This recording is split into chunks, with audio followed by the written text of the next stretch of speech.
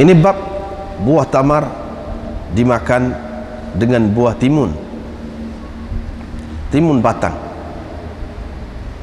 Diriwayatkan daripada Abdullah bin Ja'far bin Abi Talib, katanya saya melihat Nabi SAW sedang makan rutab, ini buah tamar, dengan qitha, yani timun batang. Ini bab hasyaf, yani tamar yang rendah mutunya.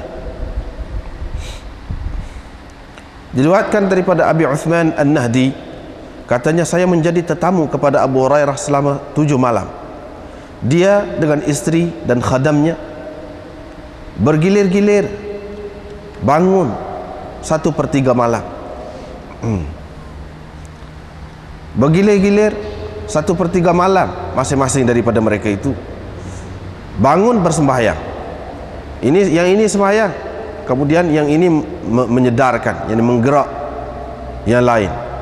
Wa sami'tuhu yaqul, saya dengar dia berkata, Nabi SAW telah membahagikan di antara sahabat-sahabatnya buah tamar. Saya mendapat 7 biji tamar. Salah satu daripadanya ialah tamar yang rendah mutunya, tamar yang keras. Diriwayatkan daripada Abi Hurairah, Nabi SAW telah membahagikan di antara kami tamar. Saya mendapat 5, 4 daripadanya tamar dan 1 daripadanya tamar yang keras, tamar yang rendah mutunya. Kemudian saya lihat tamar yang keras itu, itulah yang paling sukar, paling mencabar gerahamku, paling mencabar gigiku maksudnya. Ini bab rutab dengan tamar. Dan firman Allah Azza wa Jalla, wa huzzi ilaiki bi jid'in nakhlah tusaqit alaiki rutaban janiyah. Goncangkan pangkal ataupun batang pangkal pokok tamar itu, batang pokok tamar itu, nescaya pokok itu akan menggugurkan kepadamu buah tamar yang segar. Diriwayatkan daripada Aisyah, katanya Nabi SAW wafat ketika mana kami telah kenyang kerana dua aswadain, yaitu tamar dan air. Dua yang hitam, maksudnya tamar dan air.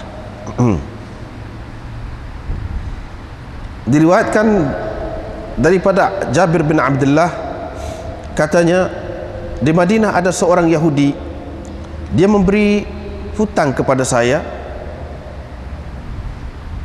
untuk yakni dengan perjanjian akan mengambil tamar saya sebagai gantinya, sebagai bayarannya, dengan bertempuh kepada masa dituai, masa dipetik tamar itu. Jabir ada mempunyai tanah di jalan rumah. Tiba-tiba kebun itu tidak berbuah, fajalasat, kebun itu tidak berbuah, tidak mengeluarkan buah, ataupun fajalas itu saya terlewat membayarnya. Jadi fakhala aman, jadi berlalu setahun. Yahudi itu pun datang pada ketika memetik buah tu, pada ketika memetik buah tu.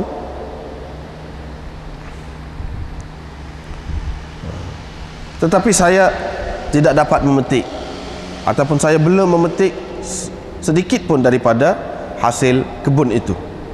Saya minta tangguh dengan dia hingga kepada tahun hadapan, tetapi dia enggan. Perkara itu diceritakan kepada Nabi SAW. Nabi SAW pun dengan sahabat-sahabat Nabi SAW pun kata kepada sahabat-sahabat dia, pergi kita minta tangguh daripada Yahudi itu untuk Jabir. Mereka pun datang kepadaku dalam kebunku.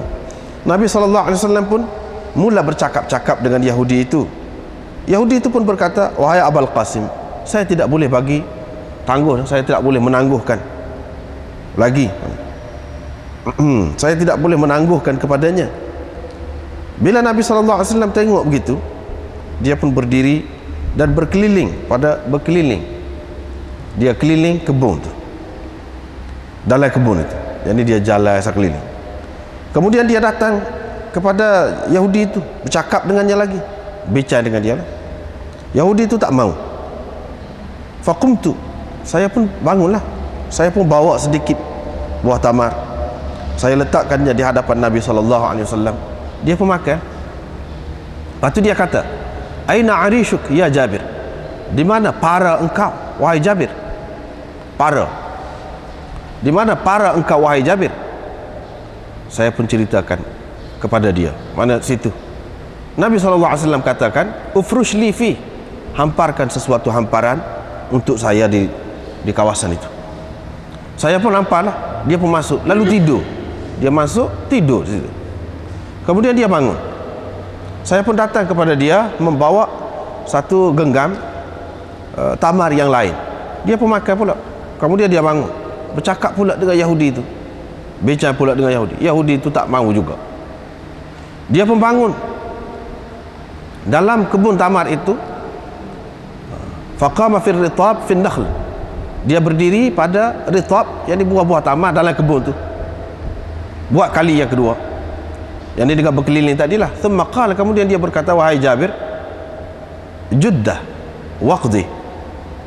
Fawaqafa fil jidad fajadadtu minha ma qadaituhu. Dia kata, wahai Jabir, petik dan bayar. Dia pun berdiri pada masa memetik itu. Dia tunggu. Lepas tu selepas saya petik, sebanyak yang boleh saya bayar kepada Yahudi itulah.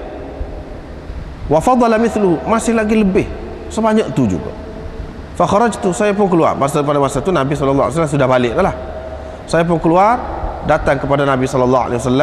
Saya beri berita gembira kepadanya. Saya sampaikan berita gembira kepadanya. Yang ini kata lebih lagi, kata dia. Nabi SAW pun kata, aku bersaksi bahawa aku adalah Rasulullah. Kata Abu Abdullah, arsh ataupun arish, maknanya binaan ataupun para dalam kebun itu. Kebun yang memerlukan kepada para tanaman-tanaman yang menjalar, dia naik atas para tu. Seperti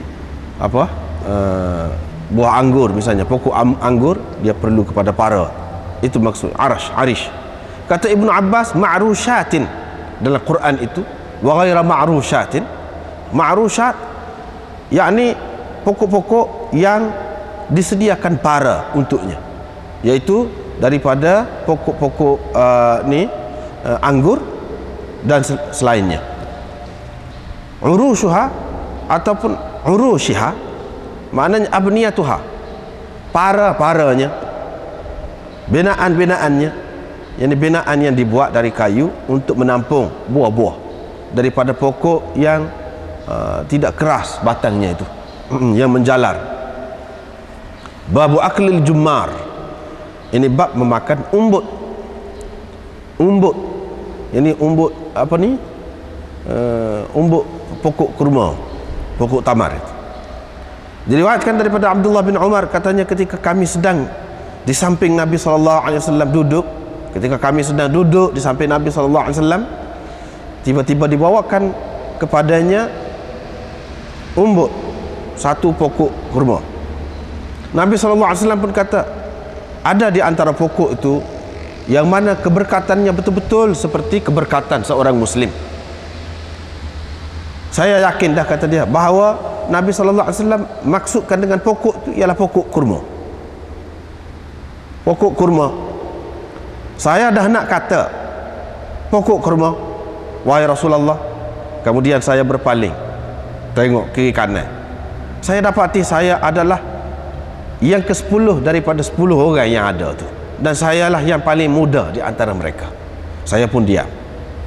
Nabi SAW pun kata, hiyan nakhlah, pokok kurma, pokok tamar. Babul ajwah, ini bab ajwah, yakni tamar ajwah.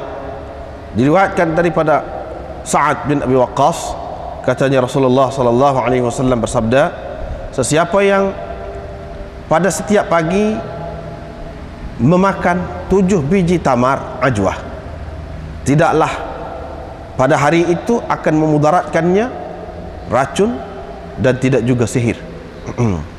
Ini bab qiran fit tamr, yang dimakan dengan kapuh, mengapuh tamar pada ketika makan. Ini makan dua-dua butir sekali. Diriwayatkan daripada Jabalah bin Suhaim, katanya kami telah ditimpa kemarau pada suatu tahun bersama Ibnu Zubair. Dia memberi kepada kami buah tamar. Abdullah bin Umar lalu dekat kami, dia berkata pada ketika kami makan, dia kata apa? Jangan kamu kapuhkan buah tamar itu makan, kerana Nabi SAW melarang daripada mengapuh makanan itu ataupun buah. Kemudian dia berkata, kecuali kalau seseorang itu minta izin dengan saudaranya. Kata Syu'bah, izin itu adalah dari kata Ibnu Umar, dari ucapan Ibnu Umar. Ini bab keberkatan pokok kurma. Diriwayatkan daripada Ibnu Umar, daripada Nabi SAW sabdanya, sesungguhnya di antara pokok itu ada satu pokok yang mana sama seperti seorang muslim, yaitu pokok nakhlah. Ini bab qitha, buah timun batang. Diriwayatkan daripada Abdullah bin Ja'far, katanya saya melihat Nabi SAW memakan rutab, yang di buah tamar masak dengan qitha, buah timun batang. Ini bab menggabungkan dua macam ataupun dua jenis makanan pada masa yang sama. Yang dimakan dua jenis makanan pada masa yang sama. Diriwayatkan daripada Abdullah bin Ja'far lagi, tadi juga saya melihat Rasulullah sallallahu alaihi wasallam ya'kulu rutab bil qitha. Ini bab orang yang memasukkan tetamu-tetamunya 10 orang dan duduk makan 10 orang. Diriwayatkan daripada Anas bahawa Ummu Sulaim, maknya pergi ambil satu cupak bali yang telah dikisarnya, kemudian dia buat satu jenis makanan khatifah dan dia perahkan, wa asrat ukkah indah, dan dia perahkan, yakni keluarkan minyak sapi yang ada padanya. Lepas tu dia pun hantar aku kepada Nabi SAW untuk menjemputnya. Saya pun pergi kepada dia. Ketika itu Nabi SAW bersama-sama sahabat dia, saya jemput dia. Dia kata, sekali dengan orang bersama saya pun balik. Saya kata, dia kata, jadi Nabi SAW kata bersama dengan orang hak sekali dengan saya ni. Abu Talha pun pergi jumpa dengan Nabi SAW. Dia kata, wahai Rasulullah, itu hanya sedikit makanan yang dibuat oleh Ummu Sulaim. Nabi SAW pun masuk dalam rumah. Lepas pada tu ceritanya, rekah cerita. Lepas tu dibawakan makanan itu kepadanya. Dia pun kata, masukkan, yang biarkan 10 orang masuk. Mereka pun masuk, makan hingga kenyang. Kemudian dia kata, masukkan 10 lagi. Mereka masuk, makan hingga kenyang. Kemudian dia kata, masukkan lagi 10, sehingga dia bilang 40 orang sahabat. Kemudian Nabi SAW makan. Thumma qama, kemudian dia berdiri. Faja'altu anzuru, saya duduk tengok, adakah kurang sedikit daripada makanan itu? Nampak macam tak ada kurang. Maknanya begitu. Baiklah, sekat tu dulu mana. Jadi bab yang pertama malam ni, iaitu bab rutab dengan qitha. Makan rutab, iaitu buah tamar yang masak di atas pokok. Kalau kita tak petik pun dia luruh dengan sendiri juga. Pada ketika tu orang panggil rutab. Balah, iaitu buah tamar putih, itu orang panggil balah.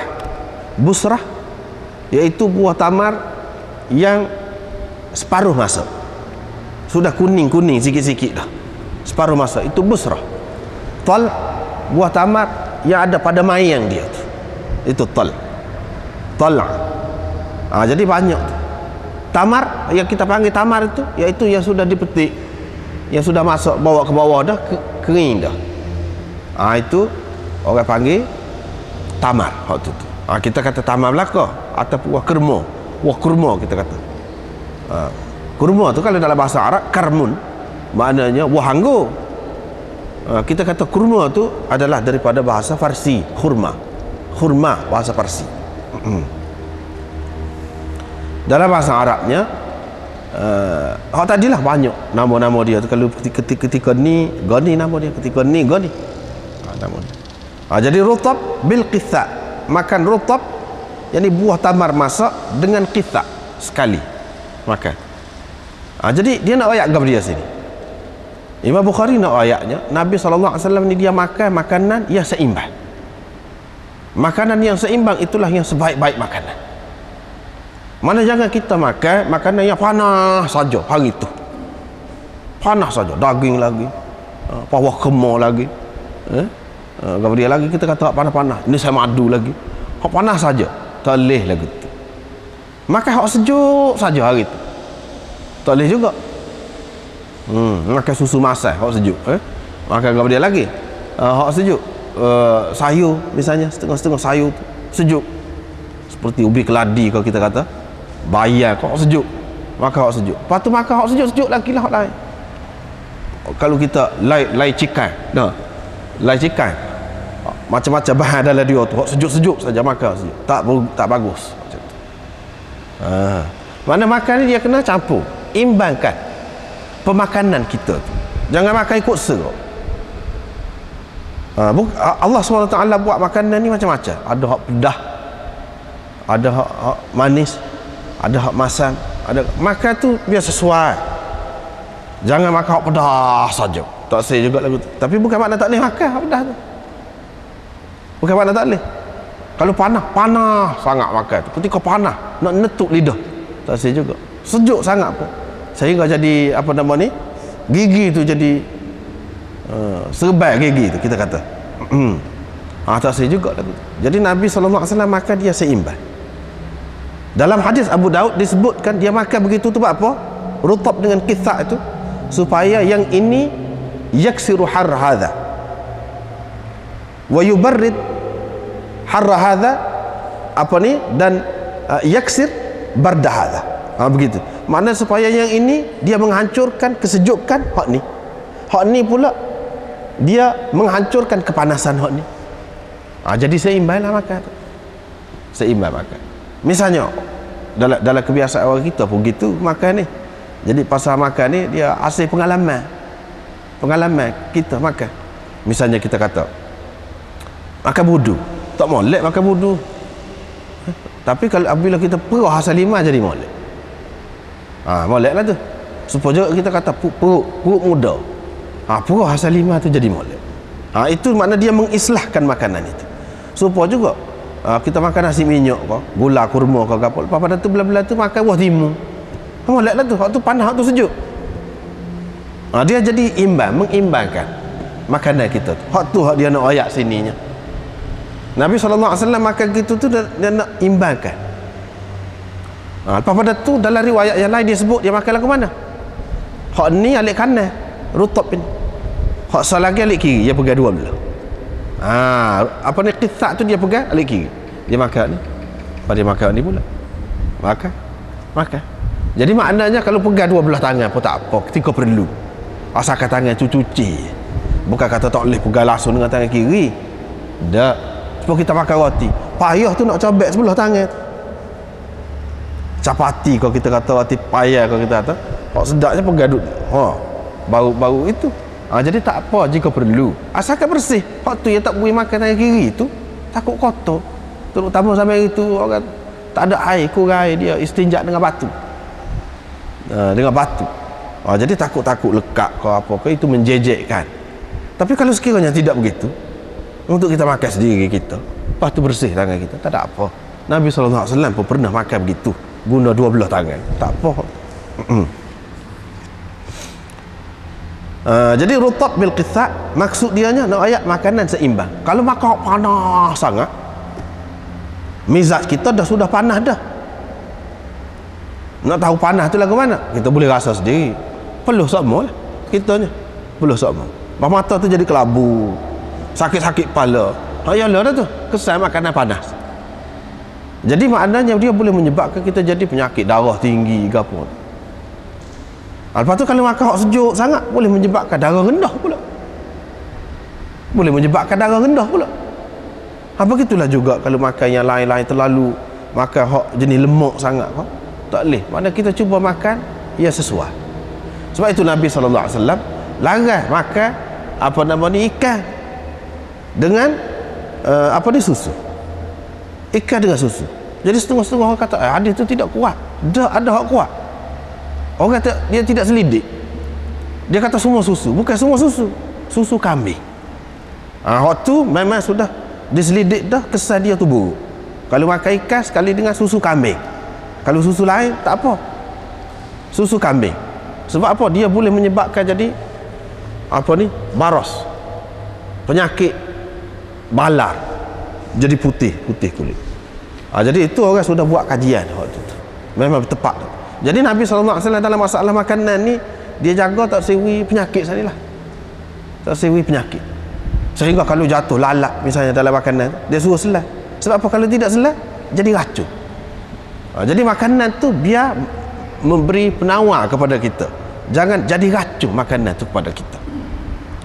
Maknanya, jadi ni dia rekah je. Nabi SAW dia guna benda-benda rekah, tapi semua isyarat berlaku. Apa nak ayatnya, makanan ni penting dalam kehidupan manusia. Kalau tak kena gaya dia makan, boleh menyebabkan sakit.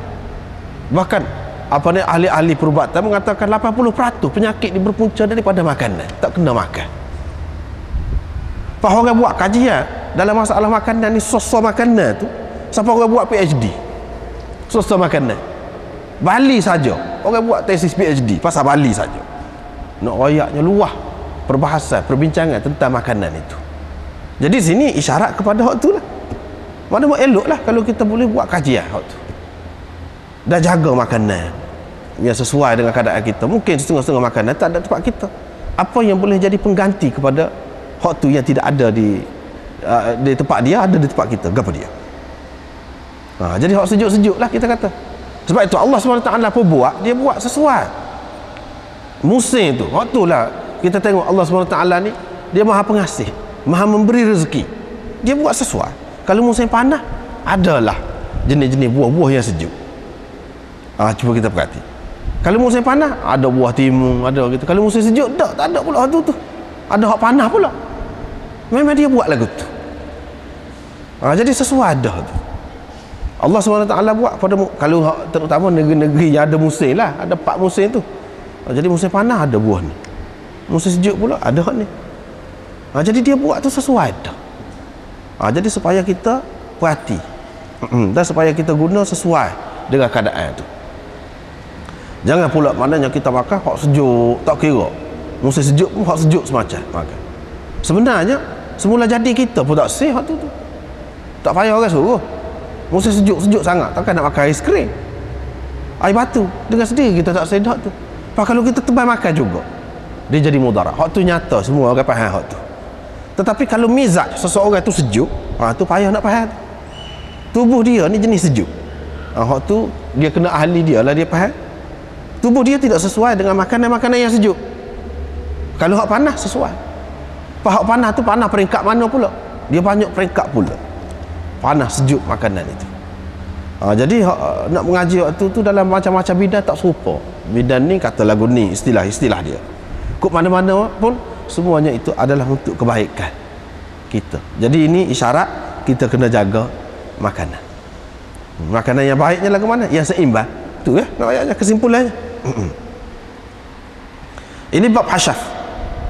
Tadi kita sudah sebut dah, hasyaf ni buah tamar hak kerah. Buah tamar yang tak molek mutu dia, rendah mutu dia. Jadi riwayat daripada Abi Uthman An-Nahdi ni, kata dia pergi jadi tetamu ke rumah Abu Hurairah 7 malam. Jadi kebiasaan Abu Hurairah ni dengan bini dia, dengan khadan dia lagu mana? Dia bergilir bangun 1/3 awal malam, hak ni tidur. Lepas tu bila habis 1/3, kita katalah pukul 9 lah, kita kata tidur. Pukul 9 sampai pukul 12 bang. Dia bangun pukul 12, dia gerak tu pula. Gerak bini dia ke? Bini dia bangun. Buat ibadat. 1/3 pula. Sampai pukul pukul 3 kita kata. Lepas tu pukul 3 tu dia gerak. Hak tu pula khadan dia sampai pukul 6 pagi misalnya kita kata. Jadi dibagi 3 malam. Jadi tiap-tiap malam pada masa yang sama kau orang tu bangun. Boleh jadi tidak gitu. Dia bergilir-gilir lah. Tapi kok mana pun ni nak ayatnya ibadat pada waktu malam tu. Hak dia nak ceritanya di sini gapo dia? Abu Hurairah cerita ni, iaitu Nabi SAW mana pada ketika dia duduk di rumah jadi tetamu tu, adalah Abu Hurairah ada cerita, iaitu Nabi SAW pernah bagi di antara sahabat-sahabat dia buah tamar. Saya dapat 7 butir. Sebutir daripadanya iaitu buah tamar hasyafah, iaitu buah tamar hak kerah. Setengah ulama kata buah tamar hak tak ada butir, kerah. Dalam riwayat asal lagi kata dia hak tu hak tak molek mutu dia tu, hak itulah yang paling mencabar gigi dia. Jadi kalau kekoh kuat benar tu hak tu. Cumanya dalam riwayat hak yang kedua ni dia kata 5 butir. Tadi 7 butir. Mana satu daripada hak 5 tu hasyafah, tadi satu daripada hak 7 tu hasyafah. Macam mana ni? Setengah ulama mengatakan ini salah satu daripada 2 riwayat ni waham perawi. Terdapat kekeliruan pada perawi itu. Tapi setengah ulama kata tidak timbul masalah waham perawi ni. Boleh jadi hak ni peristiwa lain. 2 kali berlaku. Kali itu boleh 7 butir ke dia. Pada kali yang lain pula boleh 5 ke dia pula. Tetapi kebanyakan ulama tak terima hal ini. Pasal apa? Dalam istilah dia kita panggil ittihad makhraj.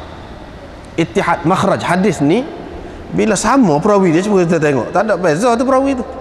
Hak tolak. Jadi kita tak boleh kata peristiwa ni berlainan. Jadi apa makna? Hak ni nak menyelesaikan lagu mana? Inilah benda-benda kalau orang tidak mengaji hadis, dia jadi anti hadis. Dia kata banyak bercanggah dalam hadis. Sebenarnya tak ada gap, mudah je tu. Waktu tu yang paling baik untuk menyelesaikan masalah ni dalam hasyiah tu pun dia ada sebut. Iaitu mula-mula dia bagi 5 dulu. Gitu cerita. Dia bagi 5. Nabi SAW takut tak cukup. Ni wataman bagi 5 dulu. Lepas tu bila ada lebih, bagi 2 pula. Cukuplah 7. Jadi hak riwayat hak kata 7 tu dia kira jumlah keseluruhannya. Riwayat awak sebut 5 tu mula-mula tu dia cerita mula-mula bagi 5. Selesai masalah. Tak payah jadi kita jadi tolak hadis ke ataupun kata ni bercanggah ke. Tak perlu gitu. Sebab itu dia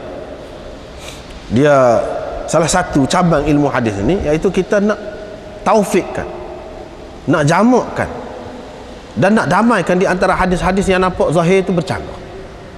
Dia ada satu bidang pula tu. Lepas pada tu nak ayatnya buah tamar ni banyak macam. Ada hak lembut masak molek, ada hak tidak molek. Supaya berah lah kita kata. Berah pula ada lagu tu. Ada hak grade ni tidak sama grade tu. Mutu dia tu tidak sama. Buah tamar pun begitu juga. Kok mana-mana pun makanan orang belakang. Kita boleh makan. Dari satu segi baik. Sebab itulah dalam hadis-hadis disebut dia suruh kunyah benda ni. Dia suruh kunyah daging, tidak suruh irih ke apa. Nak suruh kuat gigi tu. Apabila selalu mengunyah benda-benda yang keras tu. Sebab itulah di sebalik Allah SWT buat hak tak molek ni, dia ada hikmat dia. Di satu segi orang kata murah, orang sesak makan. Situ rupanya duduk zat dia, kelebihan dia pada hak tu. Jadi bila duduk kunyah hak keras tu, jadi gigi dia tahan. Kita hak makan hak lembut ni tidak semestinya hak lembut tu hak lebih molek. Sebab berah kalau hak putih molek tu tidak semestinya lebih baik. Bahkan berah hak merah lah ke merah. Sebab berah tumbuk sampai itu tu. Kulit luar saja yang hilangnya, kulit hak dalam selaput dalam tu saja hak tu lebih baik. Tetapi bagi orang-orang yang dia nak bersih tu, dia kata hak tu tak molek. Sebenarnya hak tu molek. Sebab juga syair Bali tu, Nabi SAW makan Bali hak murah. Sebab apa? Sebab hak tu molek. Hakikat dia. Baiklah. Lepas tu ini bab rutab dan tamar pula. Rutab iaitu buah tamar hak masak atas pokok. kita petik, ataupun kalau kita tidak petik dia akan luruh dengan sendiri. Peringkat tu itu orang panggil rutab. Tamar iaitu setelah diturunkan, setelah dikurungkan, dibiarkan beberapa hari, itu buah tamar. Jadi waktu daripada pokok dan dia masuk di bawah, itu buah tamar.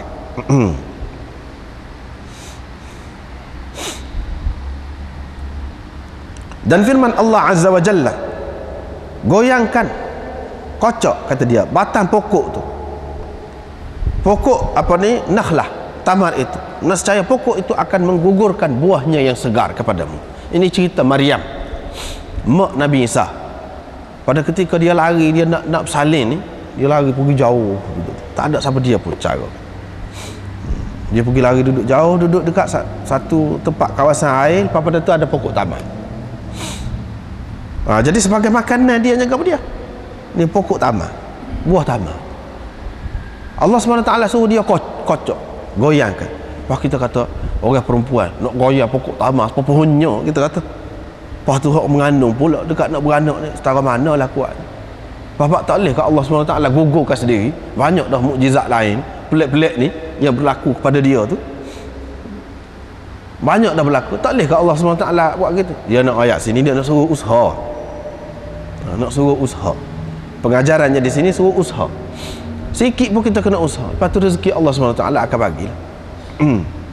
Jadi tak usah peluk tubuh, tak usah, tak usah kerja, kena buat juga. Lepas tu seterusnya kita serahkan kepada Allah SWT. Itu satu. Yang kedua, bapa Allah SWT pilih pokok tamar ni untuk mak Nabi Isa, Maryam ini. Sebab pokok tamar, buah tamar ni adalah buah yang paling baik untuk perempuan yang mengandung dan perempuan selepas beranak, paling baik. Sebab itu dalam hadis ada disebutkan, sekiranya ada lagi pokok lain, buah lain yang lebih baik untuk Maryam ni, nescaya Allah SWT bawa dia pergi situ. Tapi tak ada.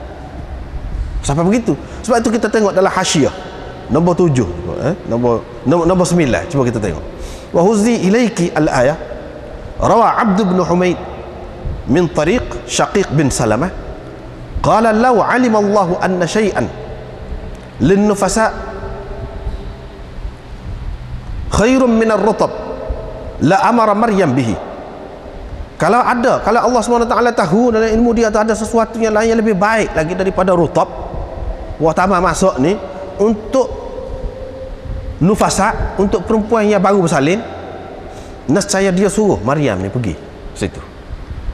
Tidak, dia pilih hak tu.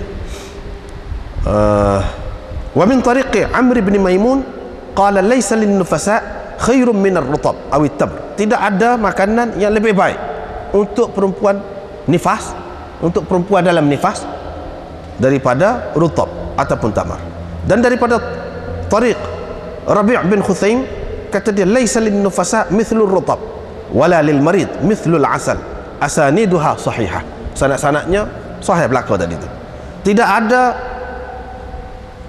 makanan yang serupa rutab baiknya untuk perempuan yang baru bersalin, dan tidak ada ubat yang lebih baik daripada madu untuk orang sakit. Ni hak paling baik. Rupanya dalam kajian sekarang ni pun lagu tu juga. Orang baru dapat tahu benda ni. Sekarang ni orang buat kapsul. Dia panggil iron kapsul. Kapsul untuk vitamin, zat besi. Zat besi. Iaitu disediakan hak ni untuk perempuan-perempuan yang baru bersalin. Sangat baik. Dia dapati memang baik.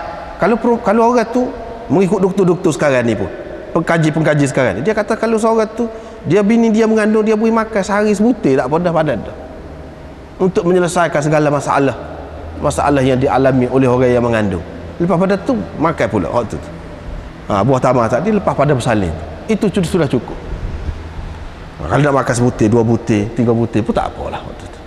Maknanya benda ni baik, baru orang tahu learn ni, baru orang akui mengikut kajian sekarang.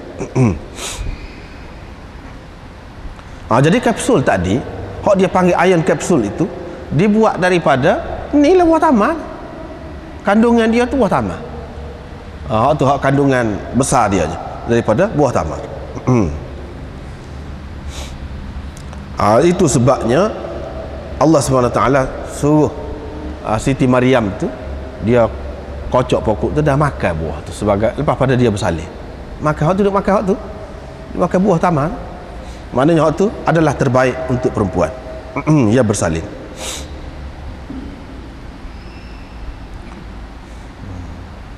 Jadi di sini Imam Bukhari ayatnya buah tamar hak masak.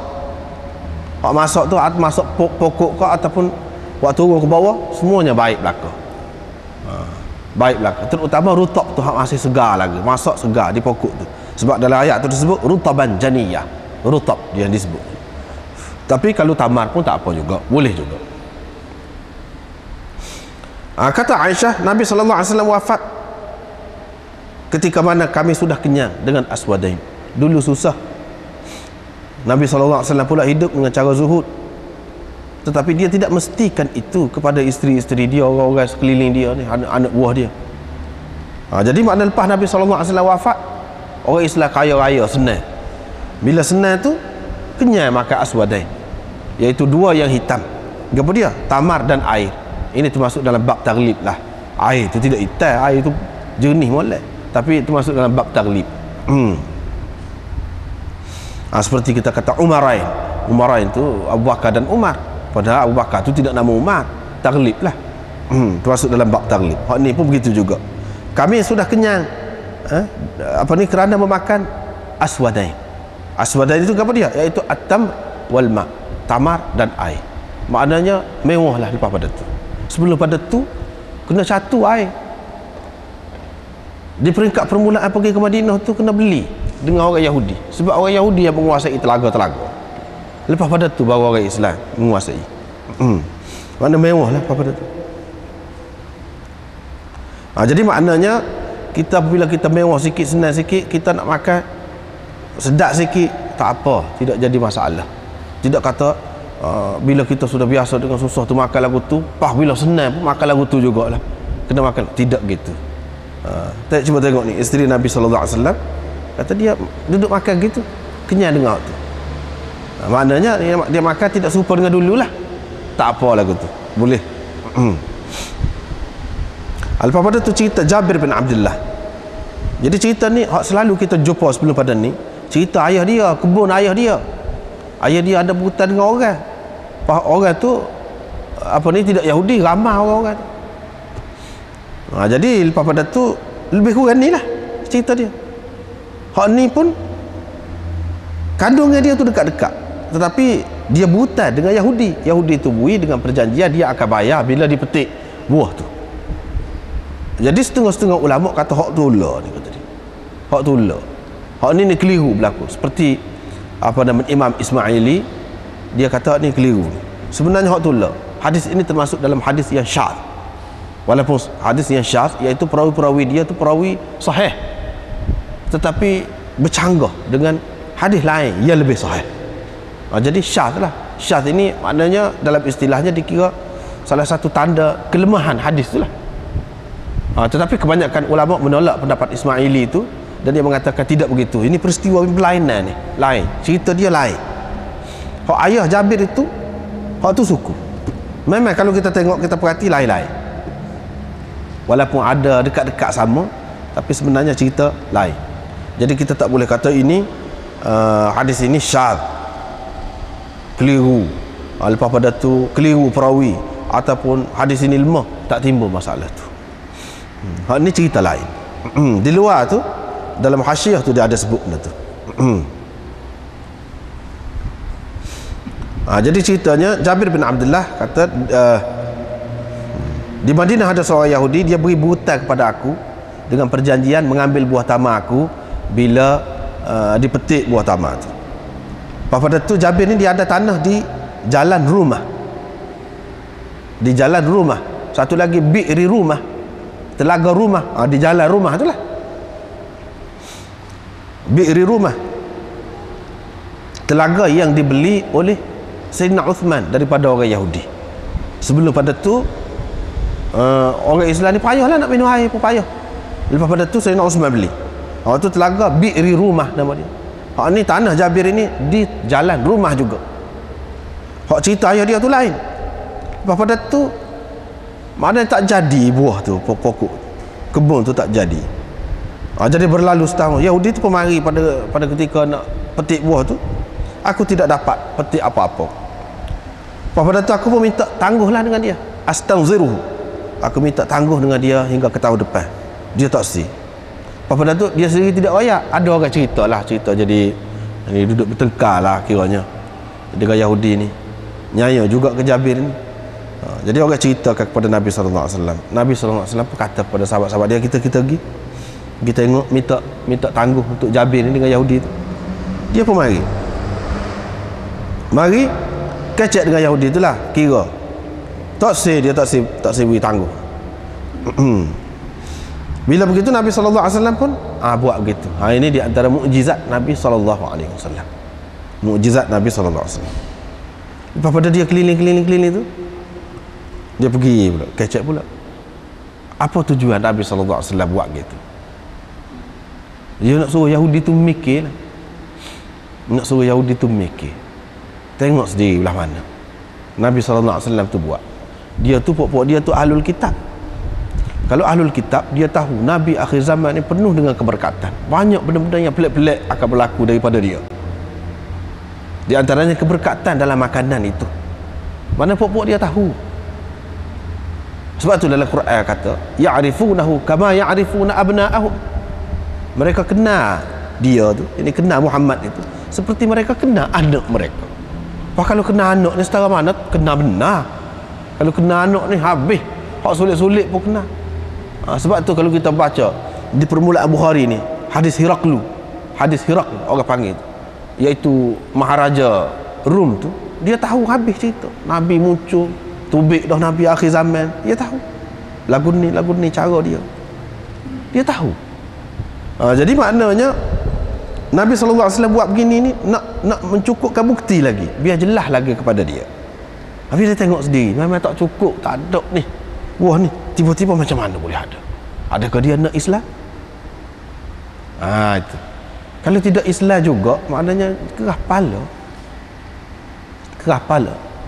Bahkan setengah-setengah ni hak awam ni, orang-orang Yahudi hak awam ni, dia disembunyikan oleh tok guru dia tidak royak hak sebenar. Dia royak lagu lain. Jadi keliru hak bawah ni. Jadi kerana kekeliruan itu, kadang-kadang Nabi SAW buat benda-benda macam ni supaya dia mikir sendiri, nilah sendiri, tengok. Tak selalu dengar buah tok guru dia. Kalau dengar buah tok guru dia, jadi sesak pakai kesuk lah. Jadi dengan sebab tu berlaku benda-benda yang seperti ni, ada hikmah besar tu. Dari satu pihak kita kata, bapanya buta saja. Orang Islam ni nampak buta dengan Yahudi sama. Tidak, di celah-celah tu dia ada hikmat. Di celah-celah tu dia ada hikmat. Bahawa orang Islam bukan buta sama. Akhirnya orang Islam pula yang jadi kaya-kayanya. Yang memegang kuasa ekonomi di Madinah tu. Akhirnya orang Islam pegang. Sebelum pada tu Yahudi. Maknanya kalau ikut Nabi SAW ni tidak rugi dari apa segi pun, tak rugi. Tidak rugi. Bahkan dari segi ekonomi, dari segi apa pun, mana kau kuat orang Islam tu kalau ikut Nabi SAW. Berbeza dengan kalau ikut hak lain. Kalau ikut hak lain tidak jadi gitu. Begitulah. Pada tu dia kecek pula. Aku pun buat mari sedikit buah tamak pada dia, muka belah-belah duduk kecek kan. Belah-belah pun kita mari air ke apa, waktu ambil air, gitulah. Dia letak depan Nabi SAW makan belah-belah. Lepas tu dia kata, di mana para tu orang buat dengan kayu ke apa, dengan buluh ke apa tu, untuk pokok yang menjalar tu naik. Kalau tidak buah-buah dia tu berat kan, tak boleh nak duduk atas tanah tu. Duduk atas tu molek. Jadi para, di mana para? Wahai Jabir, saya pun cerita. Dia kata pergi apa? Di tempat ada para tu. Mana dia nak tidur. Peliklah perbuatan Nabi SAW tu, pelik. Biasanya orang tidak tidur situ. Dia pergi, apa? Saya pun apa? Dia pun masuk tidur. Lepas tu bangun. Saya pun buat pergi pula kepada dia. Segenggan lagi, buah tamar. Dia pun makan. Dia pun bangun. Kejap pula dengan Yahudi tu. Tak say juga. Lepas tu dia pun bangun pada buah tamar. Maknanya dalam kebun itu sekali lagi, mana dia buat seperti tadi, mana berkeliling sekali lagi. Kemudian dia berkata, Jabir, kata dia, petiklah. Adalah sikit-sikit nampak, petik bayarlah, kata dia. Dia pun duduk situ sebentar. Aku pun petik. Lepas tu bayar habis. Selesai hutan dia. Jadi kita kata hutan ni sudah setahun dah. Setahun tu tidak buah, pada tu dia mari. Maknanya setahun ataupun 2 tahun. Tak sih dah boleh tangguh. 2 tahun. Mana tak jadi kebun itu. Tak ada buah ataupun buah dia sikit sangat, tidak memadai. Jadi pada tu Nabi sallallahu alaihi wasallam balik. Setelah pagi selesai ni, masih lagi lebih tu sebanyak mana? Sebanyak tu 4 pagi sana. Saya pun keluar pergi rayak kepada Nabi sallallahu alaihi wasallam. Berita gembira, kata dia. Selesai semua, apa masih ada lagi sebanyak tu juga, kata dia.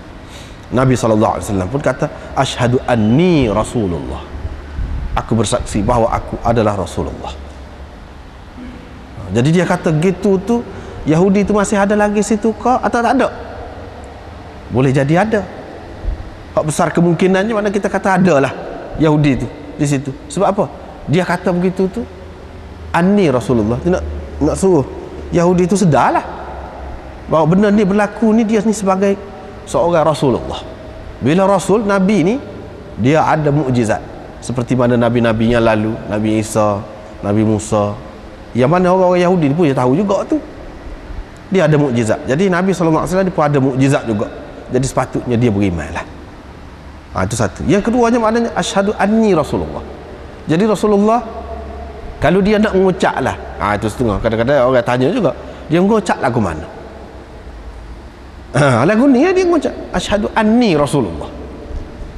Asyhadu an la ilaha illallah wa asyhadu anni Rasulullah.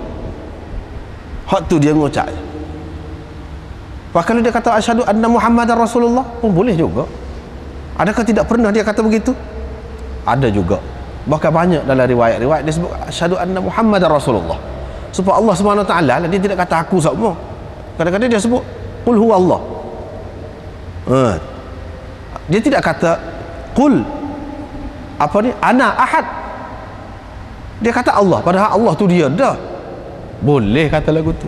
Itu lebih rasmi kalau lagu tu. Lebih rasmi. Jadi asyhadu anna Muhammadar Rasulullah itu hak rasmi. Jadi sehingga dia sendiri pun kata lagu tu, mana kedudukan dia tu. Kedudukan dia. Bukan atas nama peribadi, atas nama kedudukan dia. Kata Abu Abdullah ni Imam Bukhari lah.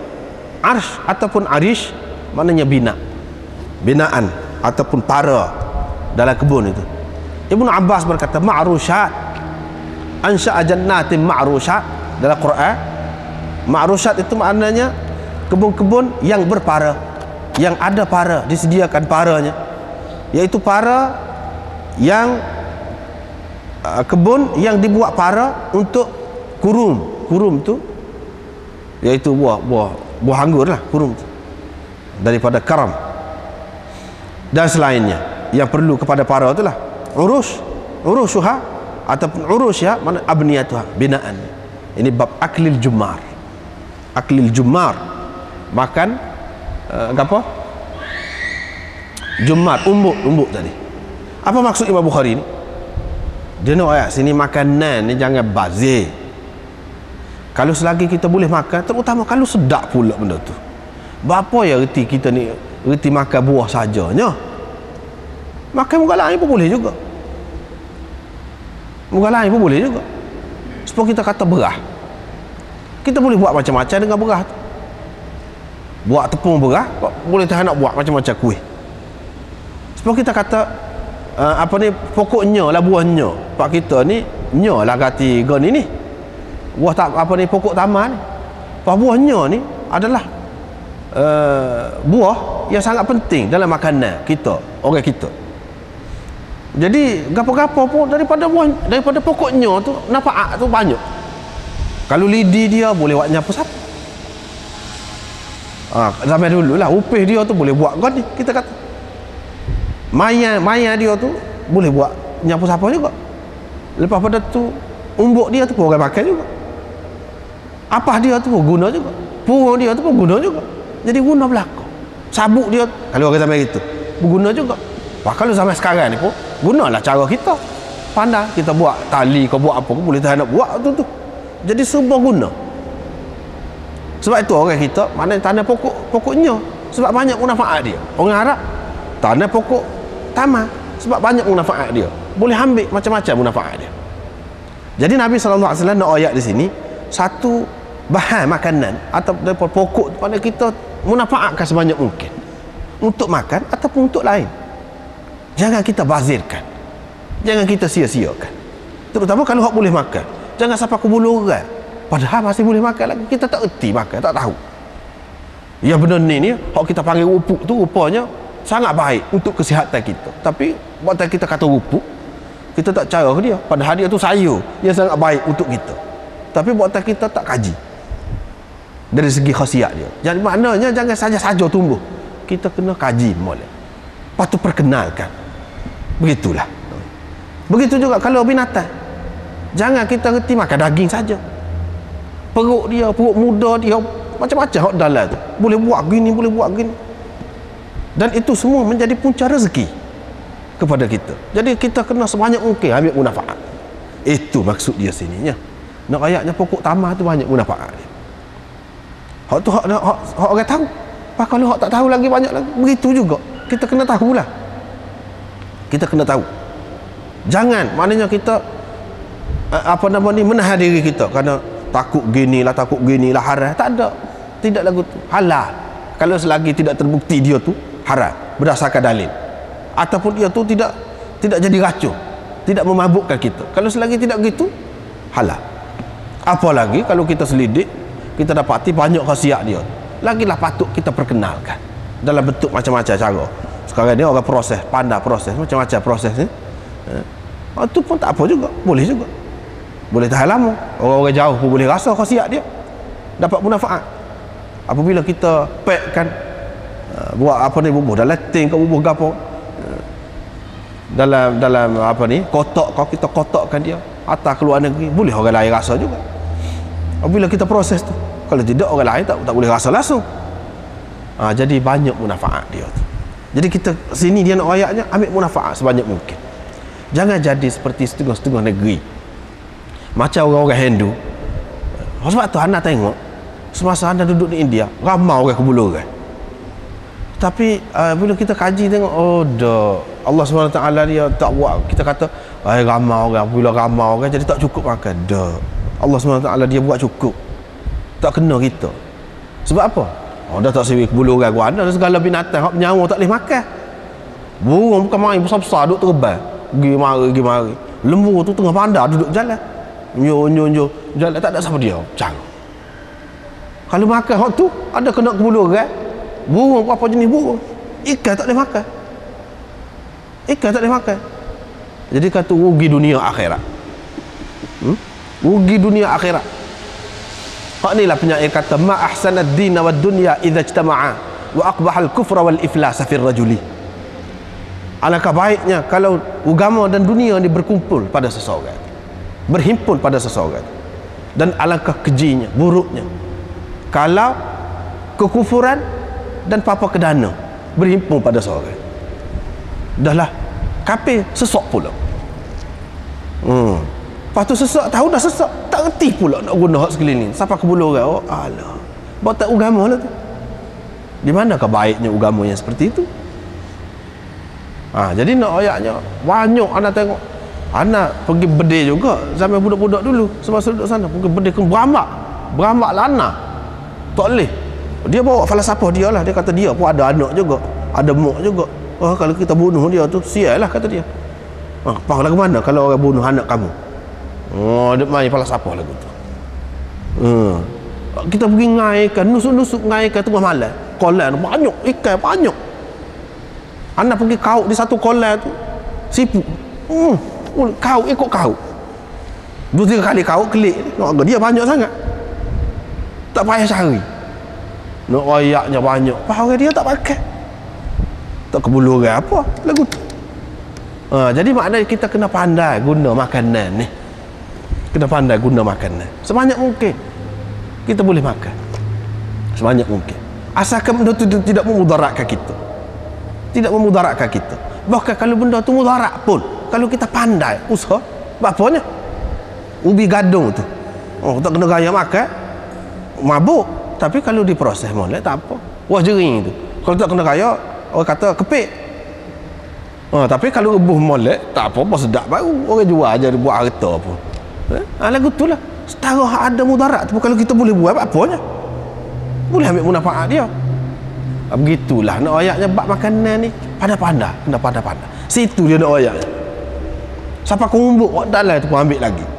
Dah sedap, hak tu pun sedap baru. Orang buat gula kawah sekarang. Gula kawah tu berhumbuk tu sedap benar. Sebab dia sejuk. Hak tu panas, daging tu panas. Dia mengislahkan. Dia mensederhanakan kepanasan daging itu. Moleklah tu. Pandai tu buat makanan tu untuk kebaikan kita.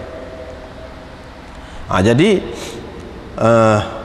ni cerita sudah berapa kali dah. Hadis ni kita jumpa dalam Kitabul Buyu' dulu ada, dalam Kitabul Ilm dulu ada.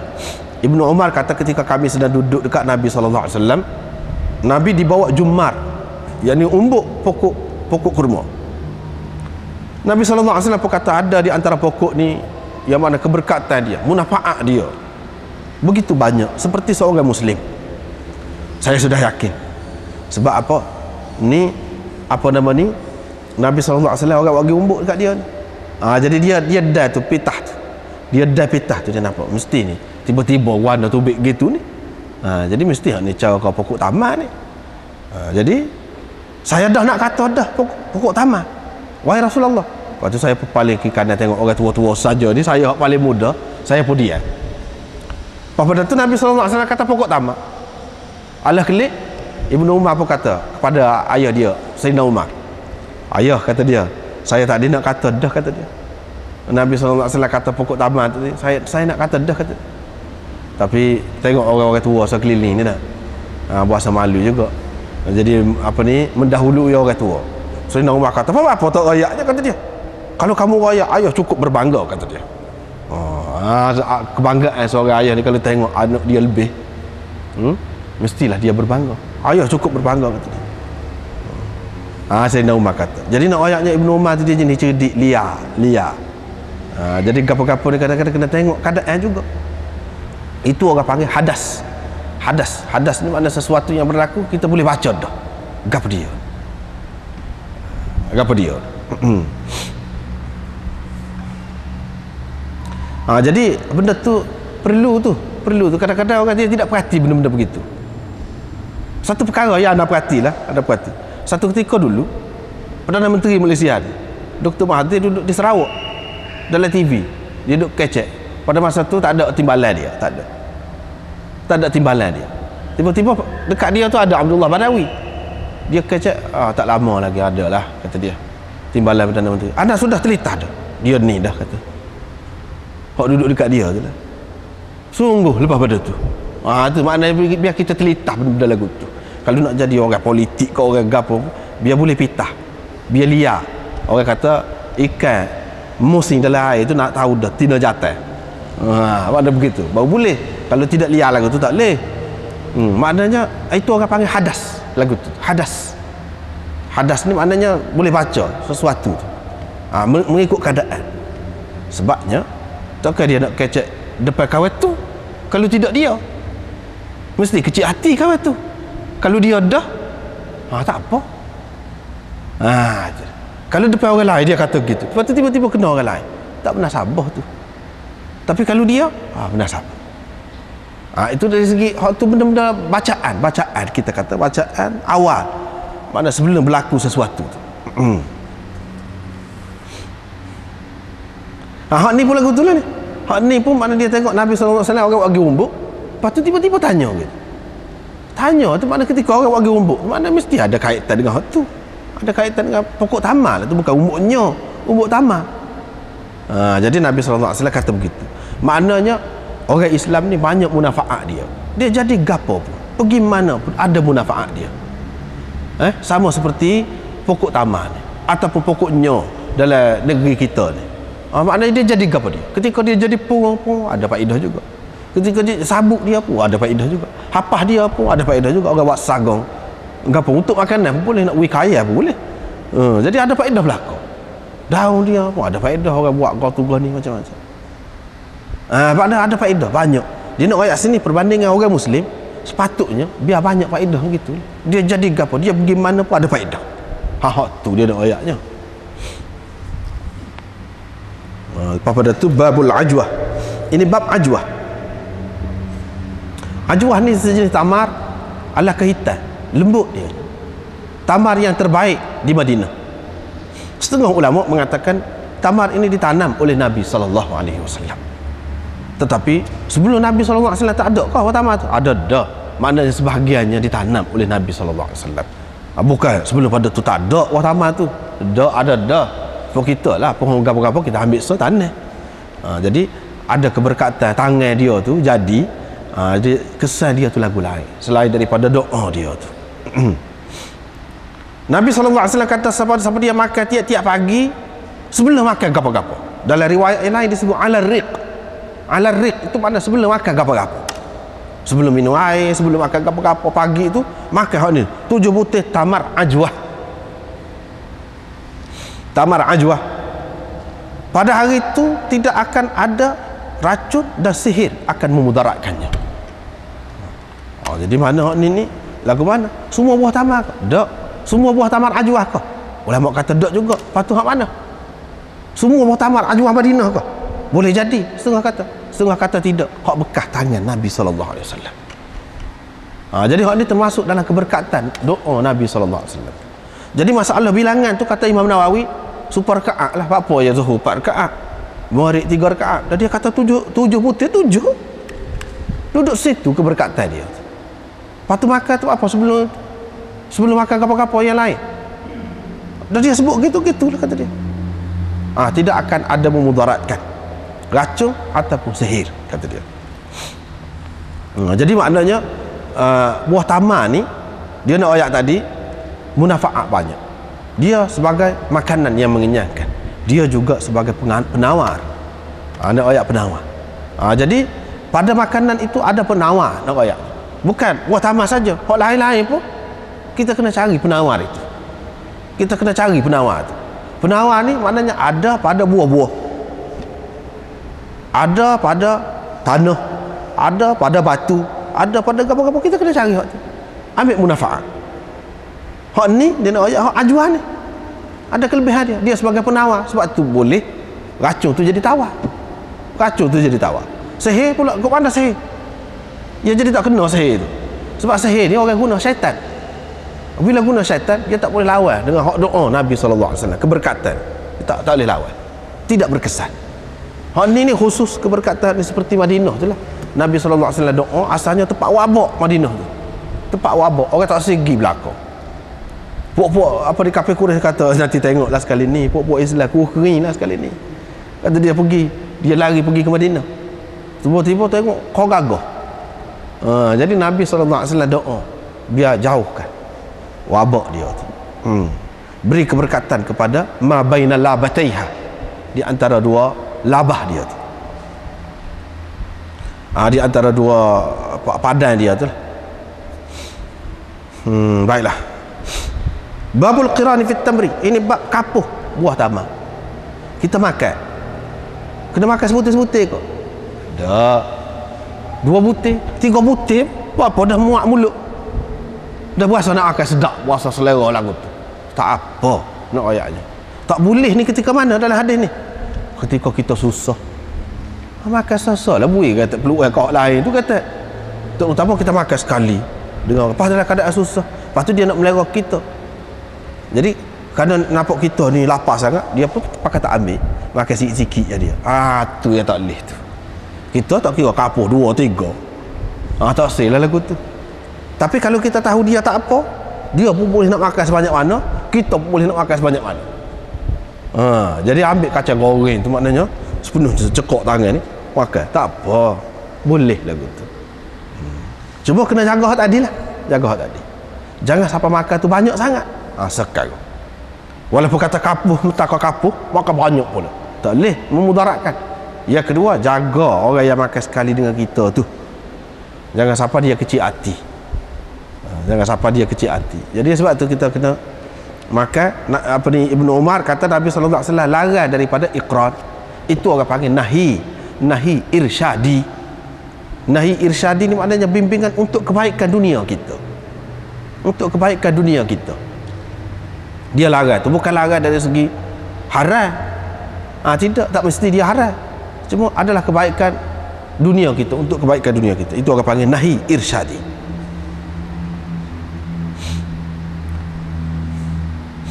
Lepas tu Ibnu Umar kata, kecuali kalau seseorang tu minta izin dengan saudara dia nak makan ni, buat lapar sikit ni, minta izin, tak apa makan lah, dia kata memang kita buat untuk makan dah ni, tak apalah lagu tu.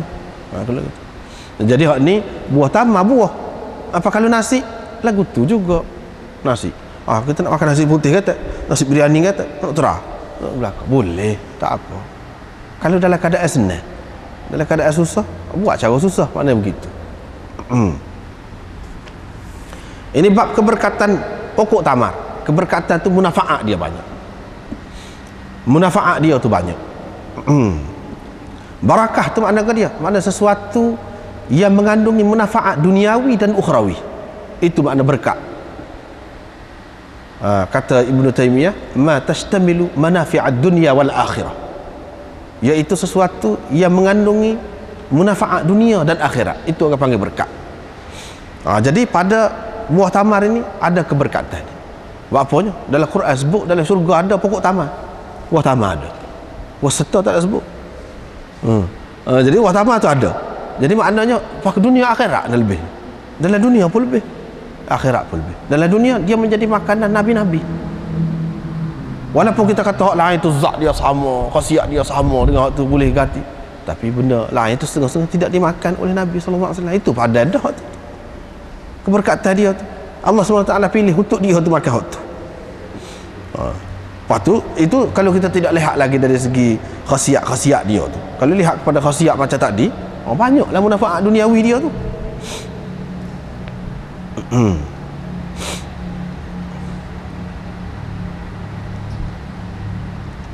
Lepas tu tadi juga di antara pokok tu ada pokok yang mana dia tu seperti orang Muslim, iaitu nakhlah. Ini bab kisah Imam Bukhari buat suku-suku pula. Timu batal. Timu batal. Orang panggil khiyar. Soal lagi khiyar. Khiyar itu hak lebih tepatnya makna timu batal. Adapun kisah ni dia setengah ulama kata timu batal itulah, setengah kata tidak tu. Sebab kita ni tak ada kisah. Kalau wah timu batal tu khiyar dia panggil. Hak tu hak tepat. Kisah ni tak ada. Tempat kita ni. Kalau dalam bahasa Urdu dia panggil kakri. Musim panas orang makan apa ni? Orang jual. Dia belah, dia bubuh. Garam masalah dah kata. Maka sejuk, dia sejuk. Dia ada negeri-negeri panas, kakri dia panggil dalam bahasa Urdu.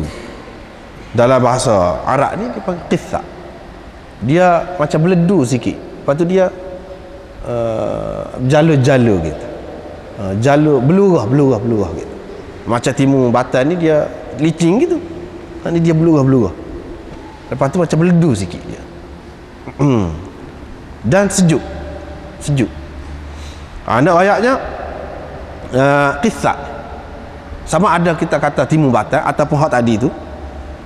Maknanya khasiat dia lebih kurang, maknanya pasal dia sejuk. Jadi hak tadi juga, hadis tadi juga Nabi sallallahu alaihi wasallam makan rutab dengan kisah. Maknanya dia ni sejuk. Jadi kalau panas, kita panas makan hak tu molek lah, gitulah. Panas-panas lah kita. Mana kalau dalam keadaan panas makan hak tu. Ini bab menggabungkan dua macam atau dua makanan sekaligus. Mana sekaligus kita makan dua makanan, tak apa, asalkan jangan makanan itu bercanggah. Jangan bercanggah. Hak ni menyebabkan cerah perut, hak tu menyebabkan semelik. Jangan lagu tu. Mana makan biar hak seimbang tadilah. Nak makan dua macam tak apa, tiga macam pun tak apa makanan. Tapi jangan yang bercanggah, jangan yang memudaratkan kita. Hak tadi juga, hadis tadi juga dia bagi. Jadi campur dua tu tak apa. Tapi kalau tak kena campur makanan, dia jadi sakit perut lah, macam-macam. Jadi hak tu tak boleh. Tapi kalau yang membuatkan jadi seimbang, tak apa. Itu dia nak ayat ni. Ini bab orang yang memasukkan tetamu dia 10 orang. Dulu kita sudah jumpa dah hadis ni. Dah duduk makan 10 orang, mesti kau 10 tu? Tidak mesti. Kalau lebih lagi pun tak apa, ramai-ramai pun tak apa. Cuma rumah dia tu tak muat. Jadi muat 10 orang. Ataupun makanan tu mana talai tu sah je ada. Kalau ramai tak muat lah. Kalau 10 orang boleh duduk lagi. Gitu. Ataupun makanan tu mana sekadar cukup untuk 10 orang. Dalam satu bekas 10 orang. Tak apa tu. Jadi bilangan di sini bukanlah suatu yang mesti. Cumanya bilangan ini, adat ini orang panggil adat ittifaqi. Adat ittifaqi. Bukan adat qaidi. Bukan dengan maksud qaid. Maka ni boleh 10. Tak boleh lebih daripada tu. Tahdidi. Tidak. Bukan makna begitu. Adat tahdidi. Tidak begitu. Tetapi adat sini adat ittifaqi. Jadi bila dia buat makanan tu, Nabi sallallahu ni pun sepatutnya ada jugalah, termasuk dalam mukjizat Nabi sallallahu alaihi wasallam, iaitu makan tu makanan jadi berkah, jadi banyak. Jadi banyak. Lepas tu Ummu Sulaim yang asalnya buat untuk Nabi sallallahu alaihi wasallam saja. Tak apakah maknanya, tak apakah kita buat makanan untuk satu orang, padahal ramai lagi orang lain kita jemput dia, boleh lah. Cumanya kalau boleh jangan beritahu lah kat lain tu. Tapi Nabi SAW dia kata orang sekali dengan saya ni. Bila kata gitu, Anas pun serba salah lah, balik cepat-cepat wayak ke ayah dia. Ayah dia pun mari jumpa dengan Nabi lah, tengah jalan wayak gini sikit je. Tak apalah, Nabi kata tak apa. Gitu. Boleh nak buat makanan begitu, nak ajak ramai pun itu ikut kemampuan kita lah. Baru ma yukrahu minath thum wal buqul. Sekatulah, wallahu